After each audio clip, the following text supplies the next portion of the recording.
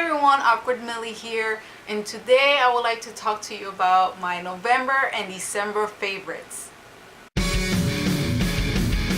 So I decided to lump November and December together because I haven't had a chance to play any new video games. This is actually going to be a short one because I've only played two new games since the last November favorites. The other games, of course, you have seen me play online, which is, like I've mentioned before, South Park, Valiant Hearts, and Back to the Future. So the games that I'm going to mention are the ones that I played on Xbox.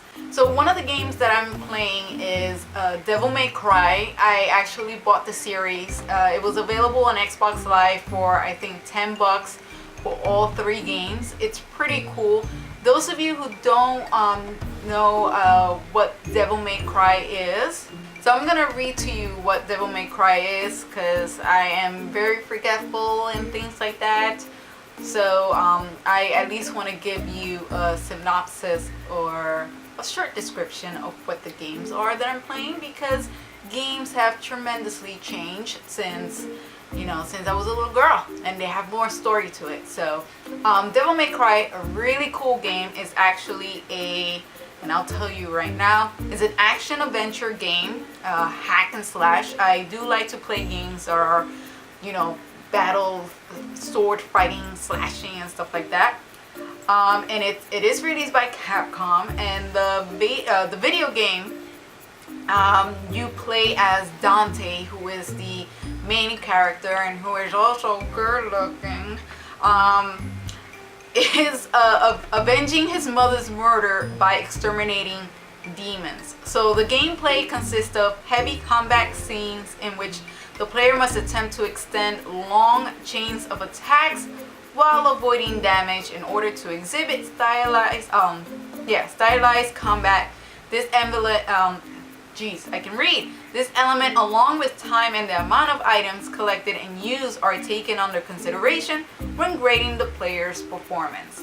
Yes, your performance does get graded once you finish, I guess, a level. I enjoy the game, good gameplay. Although I'm only in the first one. I did start to play this game when I had my PlayStation 2, which I still have. But I stopped playing it because I think I was fighting a master and I kept dying, and then I got pissed off and I wanted to take a break from it, and I guess I just eventually forgot. Sorry. But I bought the game again on Xbox Live. This time I bought the series, and I am going to finish this game. I'll tell you this much, the game is not easy to play. There are some slasher games where some bosses are very easy to beat at first. Here it just starts not easy right away. The first boss is challenging to kill, and I do like the storyline, the gameplay. It is easy to follow, and I think the character Dante, he's just a really awesome character, very badass. So I'm having fun playing this game. And then my second game is called Red Faction Guerrilla. It was one of the free games that you get from Xbox Live. So Red Faction Guerrilla is an open world third-person shooter video game. And it takes place of the role of Alec Mason, and he assists the Red Faction to overthrow the oppressive Earth Defense Force, called EDF, on Mars. This is presented to the player from a third-person perspective.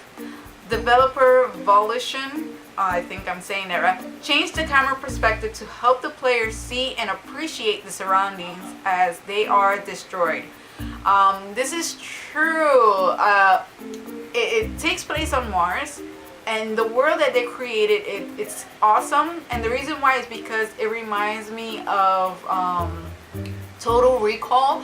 I watched that. I remember seeing that movie when I was a little girl, and it reminds me so much of Total Recall for some reason. It's not so much because there are different aliens as human beings, but it's just the world around it. It just looks really, I mean, you're on Mars and you are fighting to overthrown EDF. They are, of course, the villain of the game, and something really tragic happened. I don't know if I should say it because I'm not sure if you want to play it, but that's why your character is now determined to take these guys down and bring back to peace, because it's kind of like military, where you're in this world and these people have very high powers, weapons and things like that, and they are greedy with their power, and you're trying to get the peace back to, I guess, normality. But it's a really awesome game. There's a lot of quests, and the cool thing about it is that the more quests you accomplish and do well, the more people, like, their morale will rise up, and more people will join you in fighting if you have to, like, raid one of their places. If you don't, then morale goes down, and you can see the change in people's attitude in the game when you're doing well and when you're not doing so well. That's pretty cool. And the more you attack these the EDF, the much happier the people will be, the people you're fighting for. And another thing that I like about it is, like I said, I love first-hand battle always.